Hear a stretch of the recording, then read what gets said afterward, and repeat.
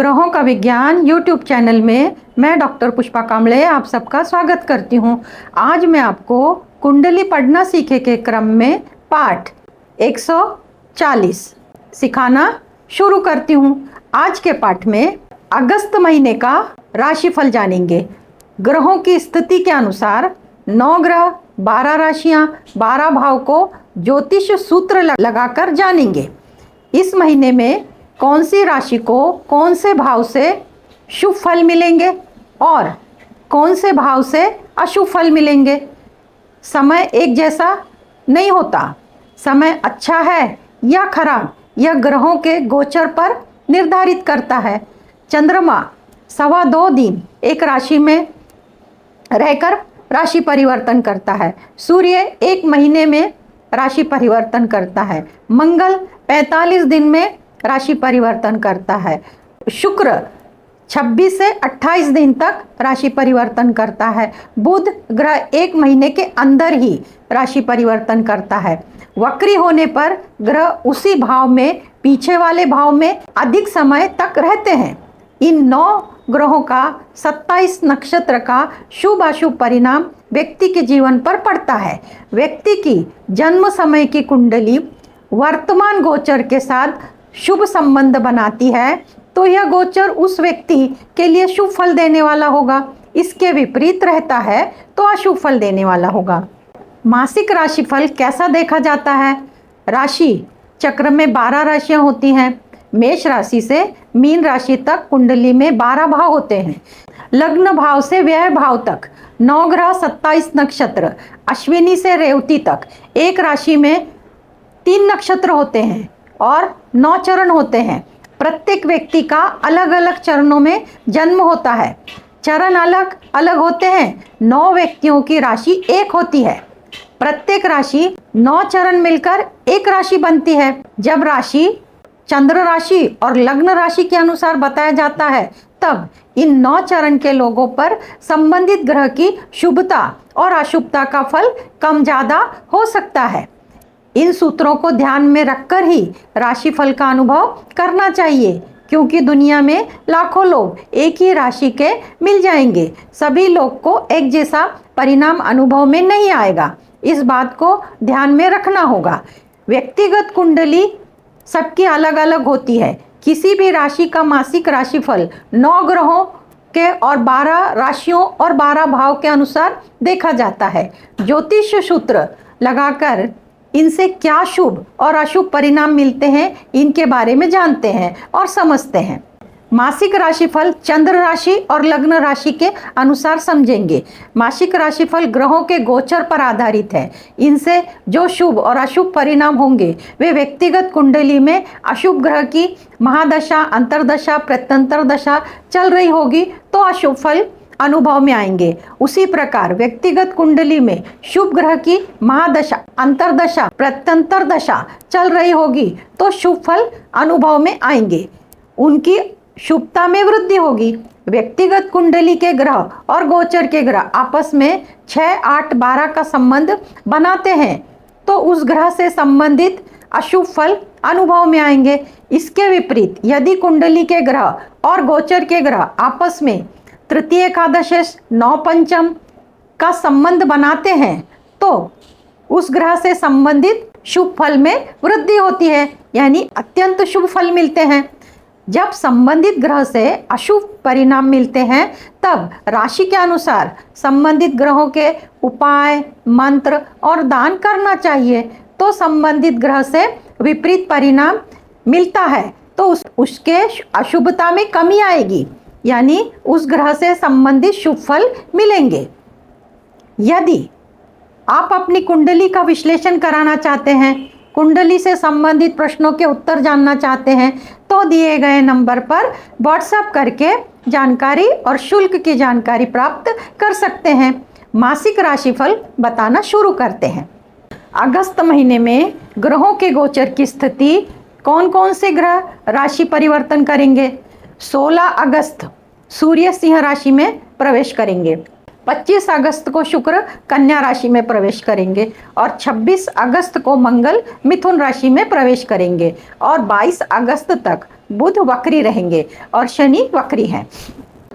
मिथुन राशि, मिथुन लग्न का चार्ट 3 नंबर से शुरू होता है और 3 नंबर के चार्ट में 3 नंबर लग्न भाव, पहले भाव में, दूसरे भाव में 4 नंबर में सूर्य, तीसरे भाव में सिंह राशि में शुक्र और बुध, चतुर्थ भाव में कन्या राशि में केतु और भाग्य भाव नवम भाव में कुंभ राशि में शनि और दशम भाव में मीन राशि में राहु और व्यय भाव में वृषभ राशि है और वृषभ राशि में गुरु और मंगल की स्थिति है। यह चार्ट मिथुन लग्न मिथुन राशि के लिए हो गया। अब इसमें कोई योग बनते हैं तो इसमें कोई योग नहीं बनते हैं। और दृष्टियां, पहले दृष्टि गुरु की देखते हैं तो गुरु की 5वीं दृष्टि चतुर्थ भाव पर पड़ रही है, गुरु की 7वीं दृष्टि षष्ठ भाव पर और गुरु की 9वीं दृष्टि अष्टम भाव पर पड़ रही है और मंगल की 4थी दृष्टि पराक्रम भाव पे और मंगल की 7वीं दृष्टि षष्ठ भाव पर पड़ रही है और मंगल की 8वीं दृष्टि सप्तम भाव पर दाम्पत्य भाव पर पड़ रही है। अब शनि की तीसरी दृष्टि लाभ भाव पर पड़ रही है, शनि की 7वीं दृष्टि पराक्रम भाव पर पड़ रही है और शनि की 10वीं दृष्टि षष्ठ भाव पर पड़ रही है। इस प्रकार तीनों ग्रहों की दृष्टियां, इन दृष्टियों के आधार पर ही अगस्त महीने का राशिफल और अन्य ग्रहों के साथ लेकर एक एक करके बताते हैं और समझते हैं। अगस्त महीने में चंद्रमा जिन जिन राशियों से, जिन भावों से गोचर करता है तो उन दिनों जो तारीखें आती हैं उन तारीखों में रुकावट आती है, वो काम होते नहीं है, आधे अधूरे रहते हैं या तो शुरू ही नहीं होते हैं। तो वो तारीख है, वो दिन कौन से हैं? तो चंद्रमा कन्या राशि से, मकर राशि से और वृषभ राशि से जब गोचर करता है तो जो तारीखें आती हैं वो तारीखें इस प्रकार, अगस्त महीने की 8, 9, 18, 19, 26, 27 इन तारीखों को महत्वपूर्ण काम नहीं करना चाहिए और अगर करना जरूरी मजबूरी है तो चंद्रमा के मंत्र करके काम की शुरुआत कर सकते हैं। चंद्रमा का मंत्र ओम सोम सोमाय नमः 108 बार करना है। अब मिथुन राशि, मिथुन लग्न के लिए लग्नेश बुध बनते हैं और इच्छा पूर्ति का जो ग्रह है वो मंगल है। तो इच्छा पूर्ति का ग्रह बुध अपने से तृतीय भाव में है और जो एकादशेश मंगल है वो व्यय भाव में है। तो व्यय भाव से बुध गिनते हैं तो चतुर्थ दशम आता है, यानी कि इच्छा पूर्ण होने में विलंब है, पर यह विलंब को नष्ट किया जा सकता है मंत्र करके। ग्रहों की ऊर्जा बढ़ाई जा सकती है और फिर इच्छा पूर्ण होने में सहायता मिलती है। पहले भाव से अगस्त महीने का राशिफल बताना शुरू करते हैं व्यय भाव तक। तो पहले भाव में मिथुन राशि है और पहले भाव से हम आरोग्य व्यक्तिमत्व देखते हैं। तो पहले भाव का जो स्वामी है बुध अपने से तृतीय एकादश इसका संबंध बना रहा है, तो आरोग्य अच्छा है, व्यक्तिमत्व अच्छा है। जो भी आप समाज के लिए, किसी के लिए कोई काम कर रहे हैं, लोगों के लिए, सो उन लोगों से आपको मान सम्मान की प्राप्ति होगी, आपका व्यक्तिमत्व का विकास होगा, वृद्धि होगी, आपके लिए ये अच्छा है। दूसरे भाव से धन, वाणी और परिवार का विचार करते हैं। तो दूसरे भाव में कर्क राशि में सूर्य की स्थिति है और परिवार के लिए मतभेद हो सकते हैं, वाणी में कड़वाहट हो सकती है, धन के लिए स्थिति अच्छी है। तो परिवार में मतभेद को समाप्त करना ये आपकी जवाबदारी है, आपको ही सोच समझ कर बोलना होगा। तीसरे भाव से पराक्रम, छोटे भाई बहन और जो भी मीडिया से देखा जाता है, क्रिएटिव फील्ड से देखा जाता है, मार्केटिंग से देखा जाता है, ये सभी से क्या लाभ होगा वो देखते हैं। तो तृतीय भाव में सिंह राशि और सिंह राशि का स्वामी धन भाव में है, परंतु शुक्र और बुध शुभ ग्रह, शुक्र और बुध की 7वीं दृष्टि भाग्य भाव पर पड़ रही है। हालांकि शनि की भी दृष्टि पड़ रही है और मंगल की भी 4थी दृष्टि पड़ रही है। पराक्रम में ऊपर नीचे हो सकता है, कभी अच्छा कभी बुरा, पर बहुत बुरा होने के संकेत नहीं है क्योंकि ये दोनों ग्रह शुभ है। छोटे भाई बहनों के साथ संबंध सुधारने होंगे। चतुर्थ भाव से माता का विचार करते हैं तो माता के सुख में वृद्धि होगी क्योंकि गुरु की 5वीं दृष्टि पड़ रही है और भूमि भवन वाहन के भी और इसके अलावा भी जो सुख है वो सभी सुखों की प्राप्ति होगी। पंचम भाव से शिक्षा, संतान और प्रेम के बारे में देखा जाता है। तो पंचम स्थान का जो स्वामी है शुक्र वो पराक्रम भाव में बैठा है, तो पराक्रम भाव में बैठकर अपने भाव से तृतीय एकादश का संबंध बना रहा है, तो शिक्षा के लिए अच्छा है, संतान के लिए अच्छा है और प्रेम संबंध के लिए भी अच्छा है। षष्ठ भाव से रोग, रिपु, ऋण, प्रतियोगिता परीक्षा, मामा पक्ष का विचार किया जाता है। तो षष्ठ भाव में वृश्चिक राशि, और वृश्चिक राशि का स्वामी मंगल अपने ही भाव को देख रहा है, परंतु मंगल की दृष्टि विच्छेदात्मक है तो शत्रु में वृद्धि करेगा, परंतु खून से संबंधित रोग के बारे में आपको ही सावधानी बरतनी होगी। और वैसे खान पान पे, ध्यान साधना पे, योगासन पे आपको विशेष ध्यान देना होगा आरोग्य के लिए, और वो भी कमर के नीचे के भाग पर। सप्तम भाव से हम व्यापार के बारे में देखते हैं, पति पत्नी के दाम्पत्य सुख के बारे में देखते हैं, और जो नई जिनकी शादी होने वाली है, शादी के लिए इच्छुक हैं, उनको कैसा फल मिलता है, शादी तय होती है नहीं होती है, सप्तम भाव से देखते हैं। तो पहला बिजनेस, व्यवसाय, तो व्यवसाय का कारक तृतीय भाव में बैठा है, अपने भाव से 9 पंचम का योग बना रहा है, और व्यापार के लिए स्थिति अच्छी है। दाम्पत्य जीवन के लिए ये मतभेद और अलगाव की है, क्योंकि मंगल की 8वीं दृष्टि पड़ रही है। तो पति पत्नी के संबंध में समझौता हो, सलोका हो, ये विचार आपको स्वयं को करना होगा इस गोचर के दरमियान। और अब जो लोग नए शादी करने के लिए उत्सुक हैं, उनकी शादी तय होती है क्या, तो सूत्र क्या बोलता है कि सप्तम भाव का स्वामी गुरु, तो यहाँ कारक और सप्तम भाव का स्वामी एक ही है, पर उसका संबंध सप्तम भाव से नहीं हो रहा है। तो अभी फिलहाल मिथुन राशि, मिथुन लग्न के लोगों के लिए शादी के योग नहीं बनते। अष्टम भाव से हम चोट चपेट दुर्घटना का विचार करते हैं। सूर्य अग्नि तत्व का है, सूर्य की 7वीं दृष्टि पड़ने के कारण चोट चपेट की दुर्घटना की संभावना बनती है। इसके लिए आपको ही सोच समझकर सड़क पर वाहन चलाना होगा, सावधानी बरतनी होगी। अब भाग्य भाव से भाग्य का साथ मिलेगा कि नहीं देखते हैं। तो भाग्य भाव में शनि कुंभ राशि में अपनी ही राशि में स्थित है, तो भाग्य का साथ मिलेगा। भाग्य से संबंधित जो भी यात्रा है, धार्मिक यात्रा, तीर्थ स्थान की यात्रा, इसमें सहयोग मिलेगा, और ये यात्रा भी हो सकती है, और पूजा पाठ, कर्मकांड और जो भी अनुष्ठान है उसमें वृद्धि होगी, और वो आप सफलतापूर्वक कर पाएंगे। दशम भाव से करियर के घर में, करियर के भाव में मीन राशि में राहु की स्थिति है, तो राहु भ्रम की स्थिति, जो भी आपका कर्म क्षेत्र है उसमें भ्रम की स्थिति खड़ी होगी, तो आपको एक बार नहीं, 2 बार नहीं, आपको अनेक बार सोच समझ के ही निर्णय लेने होंगे। कर्म क्षेत्र के लिए अभी का गोचर अच्छा नहीं है। लाभ भाव का स्वामी मंगल अपने से दूसरे भाव में है, और लाभ भाव पर शनि की 3री दृष्टि पड़ने के कारण जो भी लाभ मिलेंगे वो देरी से मिलेंगे, क्योंकि शनि देरी से देते हैं। तो लाभ में विलंब हो सकता है, छोटे भाई बहनों के साथ ऊपर नीचे मतभेद हो सकते हैं, दोस्तों का भी, मित्र परिवारों का भी, जब चाहते हो तब आपको उनका सहयोग नहीं मिलेगा। अब 12वें भाव से व्यय का विचार करते, तो 12वें भाव में वृषभ राशि में गुरु और मंगल की स्थिति है। इस भाव से सर्वसामान्य खर्चे देखे जाते हैं आम लोगों के। तो खर्च, मिथुन लग्न और मिथुन राशि का जो स्वामी स्वयं से तृतीय एकादश इसका संबंध बना रहा है, तो खर्चों के लिए आपको स्वयं को निर्णय लेना होगा। अगर खर्चे होते भी हैं तो मंगल की 7वीं दृष्टि रोग रूपी ऋण के भाग पे, तो बीमारी पे खर्च होंगे तो वो तो करने ही पड़ेंगे, दवाइयों पे खर्च होंगे वो तो करने ही पड़ेंगे, उन खर्चों के अलावा दूसरे कोई खर्च दिखाई नहीं देते। मिथुन राशि, मिथुन लग्न के पहले भाव से लेके व्यय भाव तक अगस्त महीने का मासिक राशिफल बताया। और इच्छा पूर्ति के लिए लग्न का जो स्वामी है बुध है, और एकादश भाव का स्वामी मंगल है, तो ये आपस में चतुर्थ दशम कर रहे हैं, तो इसलिए आपको बुध का मंत्र करना होगा। बुध का मंत्र है ओम बूम बुधाय नमः, रोज 108 बार करना है। और बुध ग्रह से संबंधित दान गरीब लोगों को या जरूरतमंद को करना है। बुध के संबंधित चीजें हैं, हरी सब्जियां हैं, हरे मूंग हैं, हरे वस्त्र हैं, किन्नरों को दान दें, बुधवार को दें, गाय को हरा चारा खिलाएं। ऐसा आप अगर दान धर्म करते हैं तो आपको आपकी इच्छा शीघ्र पूर्ण होने में मदद मिलेगी।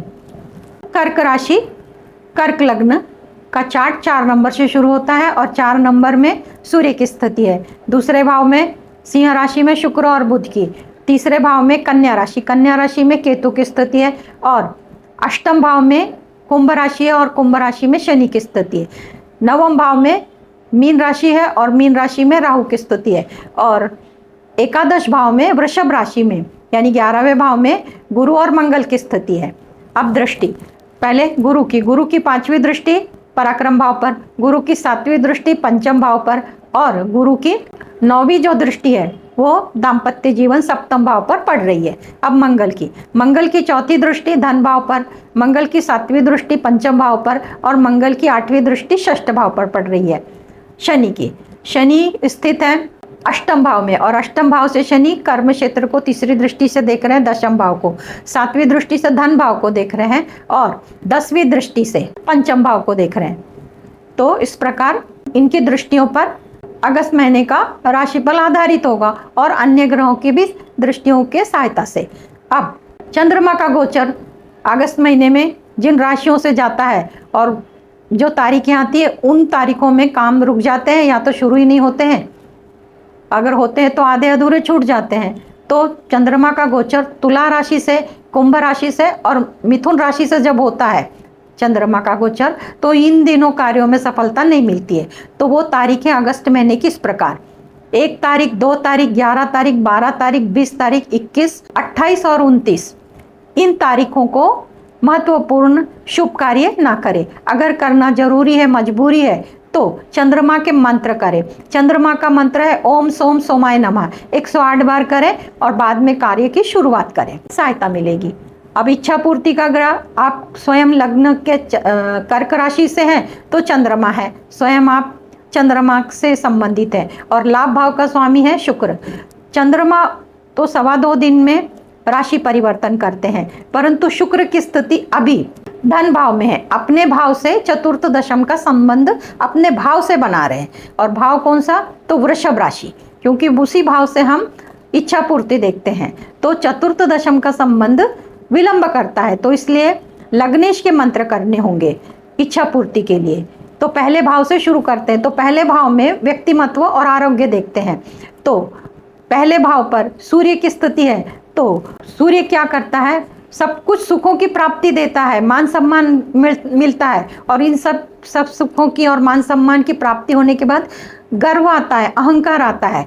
तो इस अहंकार के कारण अपना ही नुकसान होता है। इसलिए आपको इसके लिए खुद ही को सोच समझ के निर्णय लेने होंगे कैसे रहना है और कैसे इस पूरे गोचर को आपको बिताना है। क्योंकि पहले भाव का सूर्य अहंकार के कारण ही मतभेद दिखाता है, बनाता है। और किसके साथ? तो अपने वैवाहिक जीवन के साथ, अगर शादी नहीं हुई है तो जो आपके साथ में है उनके साथ। दूसरे भाव से हम धन का विचार करते हैं। धन के भाव में शुक्र और बुध है, दोनों ही सौम्य ग्रह हैं और दोनों शुभ ग्रह हैं। वाणी बहुत अच्छी होगी, फिर भी शनि की दृष्टि से इतना प्रभाव नहीं पड़ेगा। मंगल की भी दृष्टि पड़ती है, उग्रता आएगी, बाद में नॉर्मल भी हो जाएगा, ऊंच नीच होती रहेगी। बुध वाणी का ही कारक है, तो बहुत बार ऐसा देखा जाएगा वाणी में मधुरता होगी। धन के लिए स्थिति अच्छी है और परिवार में मतभेद आ सकते हैं। मंगल की चौथी दृष्टि है। तीसरे भाव से पराक्रम। अब तीसरे भाव से पराक्रम छोटे भाई बहन का विचार करते हैं, तो कर्क लग्न कर्क राशि के लोगों के लिए छोटे भाई बहन के संबंध अच्छे रहेंगे। क्यों? क्योंकि भले केतु की स्थिति है, राहु की दृष्टि है, पर गुरु की 5वीं दृष्टि होने के कारण संबंध सलोखे के होंगे, तालमेल बहुत अच्छा होगा, पराक्रम में वृद्धि होगी और साहस में वृद्धि होगी। और जो भी क्रिएटिव फील्ड, मार्केटिंग से, मीडिया से, ऑनलाइन जो भी पैसा कमाना चाहते हैं, सफलता पाना चाहते हैं, उनके लिए ये समय बहुत अच्छा है। अब चतुर्थ भाव से माता का स्वास्थ्य और माता का सुख, भूमि भवन वाहन का सुख और सभी सुख का विचार करते हैं। तो चौथे भाव का स्वामी शुक्र अपने से तृतीय एकादश का संबंध बना रहा है, तो माता का स्वास्थ्य अच्छा होगा, माता का सुख मिलेगा, भूमि भवन वाहन का भी सुख मिलेगा और जो भी सुख चाहते हैं वो सभी सुखों की प्राप्ति हो सकती है अभी इस गोचर में। पंचम भाव से शिक्षा, संतान और प्रेम संबंध देखते हैं। तो शिक्षा के लिए बहुत अच्छा है, क्योंकि शिक्षा का कारक गुरु अब 7वें दृष्टि से देख रहा है। हालांकि राहु की और मंगल की दृष्टि है, फिर भी शिक्षा का जो कारक है वो 7वीं दृष्टि से देखने के कारण शिक्षा के लिए अच्छा है, संतान के लिए अच्छा है, परंतु प्रेम संबंध के लिए अच्छा नहीं है, क्योंकि राहु की और मंगल की दृष्टि भी पड़ती है। तो इसके लिए आपको सोच समझ के निर्णय लेने होंगे। षष्ठ भाव से हम रोग रिपु ऋण का विचार करते हैं। तो इसका जो स्वामी है षष्ठ भाव का गुरु एकादश भाव में बैठा है और एकादश भाव में बैठने के कारण षष्ठ भाव से षडाष्टक योग बनता है। तो पेट से संबंधित आरोग्य के लिए आपको तकलीफ में सावधानी लेनी पड़ेगी। शत्रुओं में अगर वृद्धि होती है तो आपको सोच समझ के अगर आप निर्णय लेंगे तो आप शत्रुहंता बन सकते हैं। और बीमारी भी आप ठीक कर सकते हैं, दवाई समय पे लेके, योगासन, ध्यान साधना, व्यायाम वगैरह इत्यादि करके। सप्तम भाव, सप्तम भाव से हम व्यापार और दाम्पत्य जीवन सुखी है इसका विचार करते हैं, और जिनकी शादी होने वाली है उनके योग है क्या नहीं ये देखते हैं। तो व्यापार का स्वामी बुध है जो धन भाव में बैठा है, और सप्तमेश जो शनि है वो अष्टम भाव में बैठा है। तो और ऊपर से सूर्य की 7वीं दृष्टि पड़ने के कारण और गुरु की दृष्टि पड़ने के भी कारण व्यापार भी अच्छा होगा, फिर भी उसमें ऊंच नीच हो सकती है। और उसी प्रकार दाम्पत्य जीवन में भी सूर्य अहंकार के कारण दाम्पत्य जीवन खराब कर सकते हैं, तालमेल में कमी आएगी, मतभेद हो सकते हैं। और गुरु की 9वीं दृष्टि पड़ने के कारण कुछ समय के लिए उसमें सुधार भी हो सकता है, तालमेल अच्छे भी बैठेंगे। तो इस गोचर का विचार आपको सोच समझ के करना होगा। एक से अधिक ग्रहों की दृष्टि पड़ती है, एक ग्रह शुभ है, दूसरा ग्रह अशुभ है। व्यक्तिगत कुंडली के साथ अगर इसको जोड़ के देखेंगे तो इनके परिणाम अलग होंगे, फिर भी एक सर्वसाधारण इस गोचर से आपको सावधानी बरतनी होगी। अब अष्टम भाव में चोट चपेट दुर्घटना का विचार करते हैं। तो शनि की स्थिति है, शनि तो यहाँ आयु कारक बनते हैं, और सामने से बुध और शुक्र की 7वीं दृष्टि पड़ रही है। बुध और शुक्र सौम्य ग्रह है, शुभ ग्रह है, तो चोट चपेट दुर्घटना के कोई योग बनते नहीं है। पर बीमारी के लिए आपको सतर्कता बरतनी होगी, क्योंकि षष्ठ भाव से रोग का विचार करते हैं, और अष्टम भाव से हम बड़े रोग का विचार करते हैं, और शनि की स्थिति है तो बीमारी के लिए आपको सावधानी बरतनी होगी। भाग्य भाव में राहु की स्थिति है। जो यात्रा होगी, जो यात्रा के आप प्लान कर रहे हैं उसमें भ्रमात्मक विचार होंगे, उसमें क्लियरिटी नहीं होगी, भाई जाना है नहीं जाना है, धार्मिक जगह पे जाना है, तीर्थ स्थान पे जाना है। जो भी यात्रा के संबंध में जो आप विचार कर रहे हैं उसमें मतभेद भी हो सकते हैं और भ्रम की स्थिति भी हो सकती है। पूजा पाठ, अनुष्ठान, इन सब में आपको विचार करके निर्णय लेने होंगे, क्योंकि भाग्य भाव का स्वामी अपने से तृतीय एकादशी का संबंध बना रहा है। तो ये स्थिति तो तैयार होगी, पूजा पाठ, अनुष्ठान, यात्रा, पर इन सब में आपको योग्य निर्णय लेने होंगे, क्योंकि राहु की स्थिति है। दशम भाव से हम करियर का विचार करते हैं। तो करियर का जो स्वामी मंगल है लाभ भाव में बैठा है, तो करियर में लाभ मिलेगा। जो भी आप नौकरी करते हैं उसमें लाभ मिलेगा, और लाभ का अर्थ ऐसे निकालते हैं, अगर आपने कहीं अर्जी की है तो वहाँ पे आपको सफलता मिलेगी, अगर आप पहले से नौकरी में हैं तो वहाँ पे आपको प्रमोशन मिलेगा, अगर आप सरकार में हैं तो वहाँ मान सम्मान, पद, प्रतिष्ठा, इसकी भी उपलब्धि होगी। तो दशम भाव से जो भी सुख मिलते हैं उसमें वृद्धि होगी। अभी 11वें भाव, जिसको हम इच्छा पूर्ति का भाव बोलते हैं, तो इच्छा पूर्ति के भाव में गुरु और मंगल की स्थिति है, और इच्छा पूर्ति का जो स्वामी है वो अपने से चतुर्थ भाव में ये कर रहा है। लाभ के मार्ग तो बनेंगे, और बड़े भाई बहनों के साथ संबंध अच्छे भी होंगे, क्योंकि गुरु की स्थिति है, गुरु बड़े भाई बहनों के लिए बताए जाते हैं। और मंगल की स्थिति होने के कारण उसमें मतभेद भी आएंगे, वापस सलोका भी हो जाएगा, पर ज़्यादा आसार वो है कि सलोका होगा, मतभेद कम होंगे। अब व्यय भाव से हम खर्चे देखते हैं। तो खर्चों का जो स्वामी बुध है अपने से तृतीय एकादशी का संबंध बना रहा है, तो ज़्यादा खर्चे की संभावना नहीं दिखती है। खर्च जरूरत के हिसाब से होंगे, तो इसके लिए आपको ही सोच समझ के खर्चों के लिए निर्णय लेने होंगे। तो इस प्रकार कर्क लग्न, कर्क राशि के लिए पहले भाव से लेके व्यय भाव तक अगस्त महीने का राशिफल बताया। और जो लोग की व्यक्तिगत कुंडली में और इस गोचर के कुंडली के ग्रह 4-8 का संबंध बनाते हैं, तो उन्होंने कर्क राशि के लिए चंद्रमा के मंत्र करना होगा। जो चंद्रमा का मंत्र है ओम सोम सोमाय नमः, रोज 108 बार कर लें। और चंद्रमा से संबंधित सफेद वस्तुओं का दान गरीब लोगों को करते हैं, तो उसमें भी आपको सुखों में वृद्धि होगी, सहायता होगी, आपकी इच्छा शीघ्र पूर्ण होगी। आज की क्लास में इतना ही। धन्यवाद।